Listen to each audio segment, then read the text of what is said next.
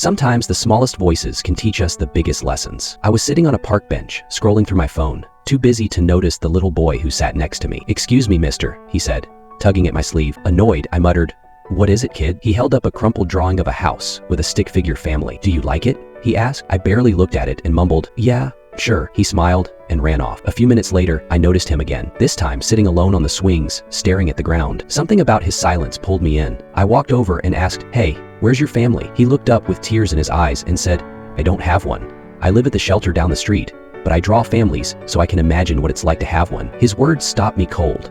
I felt a pang of guilt for brushing him off earlier. From that day on, I made it a point to visit the shelter every week. I brought him sketchbooks, crayons, and even joined him in drawing houses and families. Over time, I didn't just see him as a kid.